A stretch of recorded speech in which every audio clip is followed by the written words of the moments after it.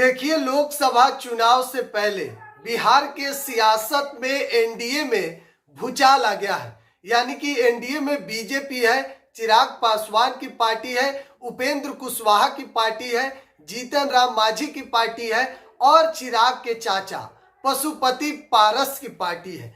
देखिए, बीजेपी अभी तक बिहार में सीट शेयरिंग का फॉर्मूला तो तैयार हो गया है, लेकिन अब सामने नहीं आ रहा है। यानी कि पेच फंसा हुआ है सीट बंटवारा को लेकर। हम बात करेंगे चिराग पासवान की।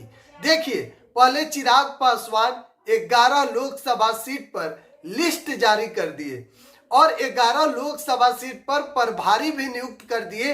लेकिन अब अंदर की खबर हम आपको बता रहे हैं। चिराग पासवान को 6 सीट मिलने वाला था, लेकिन उसके बाद 5 सीट हुआ, फिर 4 सीट हुआ। अब कहा जा रहा है कि चिराग पासवान को 2 से 3 सीट ही दिया जाएगा।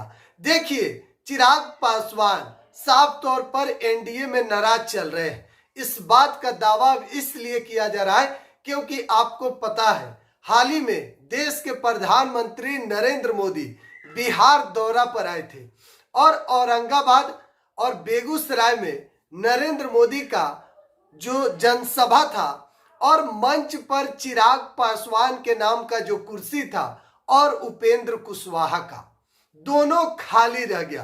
देखिए, चिराग पासवान के नाम का कुर्सी भी खाली रह गया क्योंकि चिराग को इनविटेशन भी दिया गया था, यानी कि निमंत्रण दिया गया था और चिराग ने उसे स्वीकार भी किया था।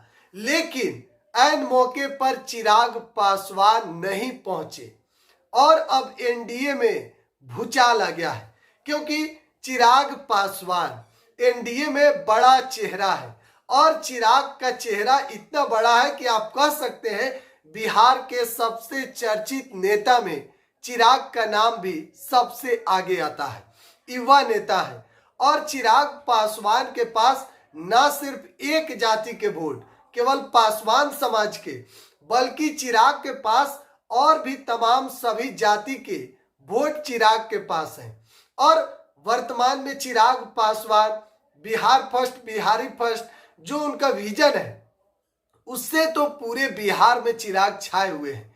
लेकिन आप समझिए कि आखिर एनडीए में नाराज चिराग क्यों है।